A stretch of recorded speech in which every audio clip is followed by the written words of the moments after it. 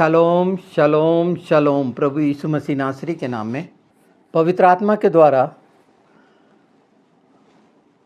निश्चित हम हमेशा अति महत्वपूर्ण उन हिस्सों को जान रहे समझ रहे हैं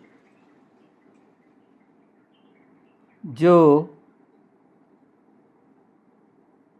अभी तक जाने समझे नहीं गए थे। उसमें से एक हिस्सा है प्रकाशित वाक्य का, जो हम उसे 10 में देख सकते हैं। और ये जो है गर्जन से संबंधित है। गर्जन शब्द, और वो शब्द जो हुआ है, एक पैर समुद्र में है और एक पैर पृथ्वी पर है। मैं पढ़ देता हूँ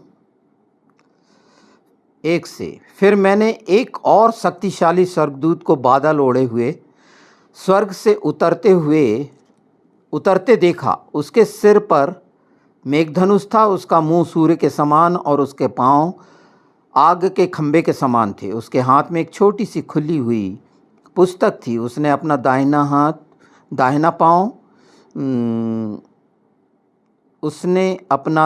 पांव समुद्र पर और बायां पृथ्वी पर रखा और ऐसे बड़े शब्द से चिल्लाया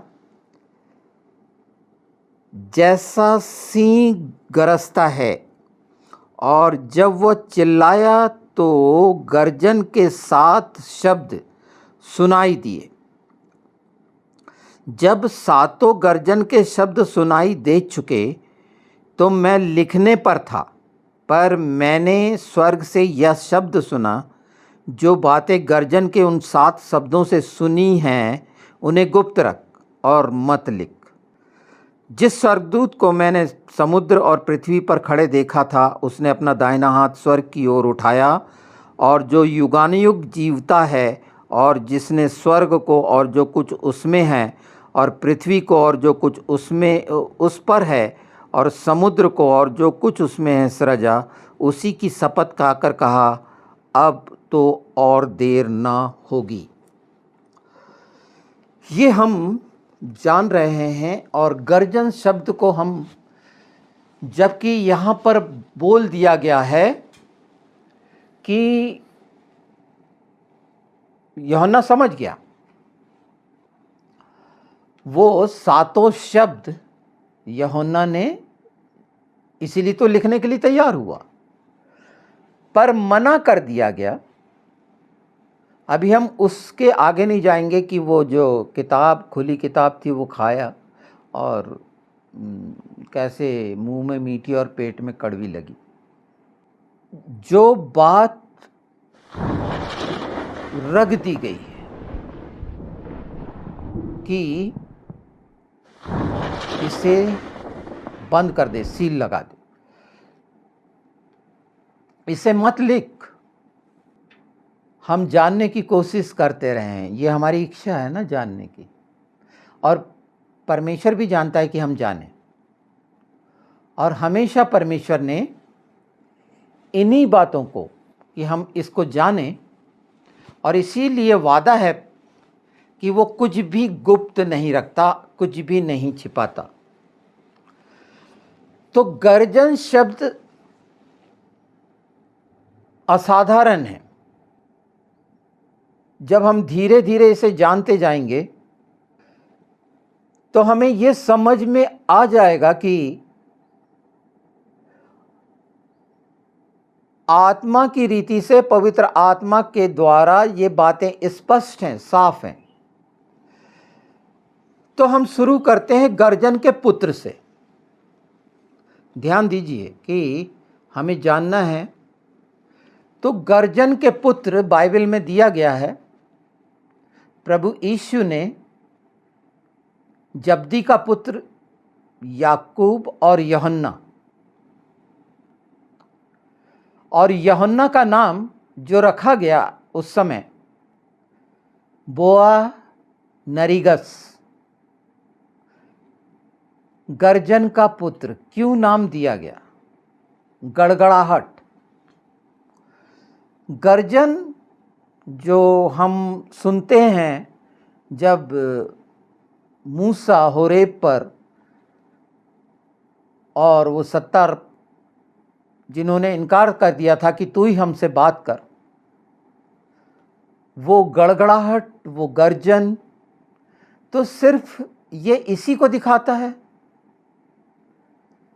वो सारे आवाज, साउंड जो परमेश्वर की ओर से है, स्वर्गदूतों की तरफ से है, पहाड़ों की है, पानी की है, बवंडर की है। थंडर कहा गया है ना, सन ऑफ थंडर। तो क्यों कहा गया, क्या बात थी? तो उसके लिए थोड़ा सा यूहन्ना और याकूब को जानिए। ये जब्दी के पुत्र हैं, एक धनवान के पुत्र हैं, रईसी में पले बड़े हैं। तो इनको अपनी सक्षमता मालूम है, इनका स्वभाव भी वैसा ही है, ये परिचित थे। यूहन्ना क्यों अंतिम समय में क्रूस के पास था? तो इस बात को जानना, और वो समय जब प्रभु यीशु ने दिए, तो ये गर्जन के पुत्र मतलब वो काम करने वाले जो नम्रता दीनता को नहीं दिखाते, उसके विपरीत दिखाते हैं। और उनके स्वभाव से भी आप जान समझ गए कि उन दोनों ने क्या इच्छा रखी थी कि दाहिने और बाएं बैठें, क्योंकि वो वहां से निकले थे शोहरत, ताकत। और देखिए, ये मैं इतने से में आप समझ जाइए कि उनकी पूरी एक्टिविटीज कैसी रही होगी, उनकी माँ की क्या इच्छा रही होगी, क्यों भेजा गया। अभी हम उसमें नहीं, पर गर्जन को समझ रहे हैं। तो प्रभु यीशु ने जब गर्जन के पुत्र शब्द वहां पर पुत्र कहा उनको, और काम देखिए कि जो शहीद हुआ, पहली शहादत जो हुई वो याकूब की हुई पहली, और यूहन्ना ही एक ऐसा था जो शहीद नहीं हुआ। पितमस टापू पर जो रखा गया कैद में, कई बार प्रयास किया गया, पर उसकी स्वाभाविक मृत्यु हुई। एकदम जस्ट उल्टा। प्रभु यीशु उसको सबसे ज्यादा प्रेम करते थे, ये निश्चित है। जो यूहन्ना के द्वारा तीनों पत्री लिखी गई है, उसमें साफ इस बात का है। अभी मैं इस बात की नींव रख रहा हूं गर्जन की, पर बता दूं, इसको कॉल के नाम से बुलाया जाता है, जिसमें आप अभी रेफरेंसेस देखेंगे तो आश्चर्यचकित होंगे। और करीब करीब वो 7 गर्जन के शब्दों के आसपास पहुंचेंगे। कॉल अर्थात, जो मैं बार बार आपको बता रहा हूं कि हिब्रू के ये लेटर उस बात को और स्पष्ट करते हैं कि परमेश्वर की मनसा क्या है। एक कूफ है, वाव है और लामेद है। बोलना, कहना, इतना जान लीजिए। कैसी आवाज? वो लेटर लामेद दिखा रहा है और वाव को जोड़ दिया है। मतलब कोई भी चीज होगी तो भयानक स्तर पर होगी, सबसे बड़े स्तर पर होगी। कोल, इसके उपयोग जो हुए, अभी मैं इसमें कुछ पढ़ देता हूं, पर जो अर्थ निकलता है इसका, यूहन्ना का सुसमाचार, उसकी पत्रियां, और जो कोल शब्द इस्तेमाल हुआ जिब्राइल में हुआ। जिब्राइल जब आया मैं इसलिए बार बार बोल रहा हूं कि ये गर्जन, किसी बात को लेकर आना। दानियल 8:16 देखिए, जिब्राइल आया वहां पर, दानियल 8:16। तब मुझे ऊले नदी के बीच से एक मनुष्य का शब्द सुन पड़ा जो पुकार कर कहता था, हे जिब्राइल, उस जन को उसकी देखी हुई बात समझा दे। तब जहां मैं खड़ा था वहां वह मेरे निकट आया और उसके आते ही मैं घबरा गया और मुंह के बल गिर पड़ा। तब उसने मुझसे कहा, हे मनुष्य की संतान, उन देखी हुई वस्तुओं को समझ ले, क्योंकि उनका अर्थ अंत ही के समय में फलेगा। ये अंत समय की बात है। 7 गर्जन के शब्द, अंत के फलने वाली, और यहां कोल इस्तेमाल हुआ है। मैं नए नियम में भी इसका बता देता हूं। लूका 1 देखिए, स्वर्गदूत ने 19, स्वर्गदूत ने उसको उत्तर दिया, मैं जिब्राइल हूं जो परमेश्वर के सामने खड़ा रहता हूं, और मैं तुमसे बात करने और तुझे यह सुसमाचार सुनाने को भेजा गया हूं। अब 26 देखिए, 6वें महीने में परमेश्वर की ओर से जिब्राइल स्वर्गदूत गलील के नासरत नगर में एक कुंवारी के पास भेजा गया, जिसकी मंगनी यूसुफ नाम दाऊद के घराने के एक पुरुष से हुई थी। उस कुंवारी का नाम मरियम था। स्वर्गदूत ने उसके पास भीतर आकर कहा, आनंद और जय तेरी हो, जिस पर ईश्वर का अनुग्रह हुआ है, प्रभु तेरे साथ है। ये 2 बात देख लिए, यहां कोल इस्तेमाल हुआ है। हम शुरुआत कर रहे हैं, ये थोड़े से समय में ख़त्म हो जाने वाला नहीं है। अगर हम मरकुस 3:17 देखें तो ये बात जो मैं कह रहा था वो सुनिए। और जब्दी का पुत्र याकूब और याकूब का भाई यूहन्ना, जिनका नाम उसने बुआ नरगिस अर्थात गर्जन के पुत्र रखा। ये दोनों के नाम गर्जन के पुत्र हैं, एक का नहीं है, यूहन्ना का नहीं है, ये दोनों का है, और ये दोनों जब्दी के पुत्र हैं। और ये नकारात्मक उसमें देखा जाता है। ये थे वैसे बड़े सीधे साधे नहीं, हाँ, पर क्या हुए ये सब साथ में समझ सकते हैं। इब्रानी की किताब देख लें, नए नियम में आए हैं तो इब्रानी 12 उसका 26 देखते हैं। उस समय तो उसके शब्द ने पृथ्वी को हिला दिया, पर अब उसने यह प्रतिज्ञा की है कि एक बार फिर मैं न केवल पृथ्वी को वरन आकाश को भी हिला दूंगा। और यह वाक्य एक बार फिर इस बात को प्रकट करता है कि जो वस्तुएं हिलाई जाती हैं वे सृजी हुई वस्तु होने के कारण टल जाएंगी, ताकि जो वस्तुएं हिलाई नहीं जाती वे अटल बनी रहेंगी। इस कारण हम इस राज्य को पाकर जो हिलने का नहीं कृतज्ञ हों और भक्ति और भय सहित परमेश्वर की ऐसी आराधना करें जिससे वह प्रसन्न होता है, क्योंकि हमारा परमेश्वर भस्म करने वाली आग है। इन अंशों को जब हम पूरा समेट के उस जगह जाएंगे, अभी हम इनमें से ले रहे हैं गर्जन जो इस्तेमाल किया गया है और अद्भुत रीति से इस्तेमाल किया गया है। और उसके लिए हम देखते हैं जो एक्सोडस है 20, एक्सोडस निर्गमन 20,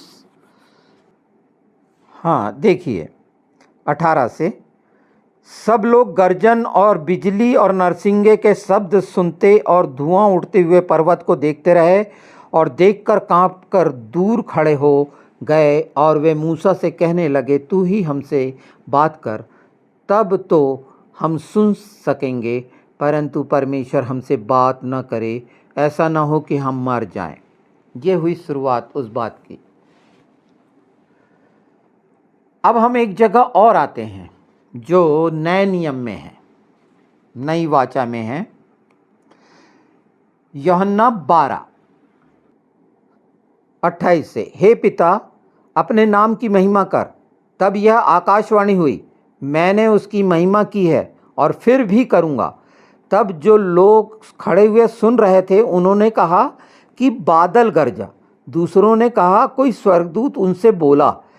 इस पर यीशु ने कहा, यह शब्द मेरे लिए नहीं परंतु तुम्हारे लिए आया है। अब इस संसार का न्याय होता है। अब इस संसार का सरदार निकाल दिया जाएगा और मैं यदि पृथ्वी पर से ऊंचे पर चढ़ाया जाऊंगा तो सबको अपने पास खींचूंगा। ये हमने फिर पढ़ के जान लिया यूहन्ना 12 में, जहाँ पर एक जगह और भी इसका उल्लेख है, उसे भी देखते चलें हम, जो बहुत महत्वपूर्ण है। देखिए मत्ती 17:5 से देख लेते हैं, हालांकि 4 से पढ़िएगा आप। वह बोल ही रहा था कि एक उजले बादल ने उन्हें छा लिया और उस बादल में से शब्द निकला, यह मेरा प्रिय पुत्र है जिससे मैं प्रसन्न हूं, इसकी सुनो। ये बहुत ध्यान देने वाली बात है और ये हमेशा याद रखने वाली बात है। ये हर बात जानने समझने के लिए कि अगर हम यीशु की सुन रहे हैं तो ये जो 7 गर्जन के शब्द जो बाइबल 7 परतों में हैं, 7 लेयर, और हर अभी हम सतही तौर पर इसे देख रहे हैं। निश्चित आत्मिक तौर पर, ऐतिहासिक तौर पर, प्रामाणिक तौर पर, हर जगह पर जो अभी मैं कोल के बारे में बोल रहा हूँ, गर्जन के बारे में, मैं बाइबल में कोल कहाँ कहाँ पर किन किन स्वरों के लिए, गर्जन के लिए, आवाज के लिए उपयोग किया गया, क्यों उपयोग किया गया, और वो गर्जन के शब्द, गर्जन होना एक अलग बात है, पर गर्जन के शब्द जो यूहन्ना ने समझा हम कोल से जानेंगे।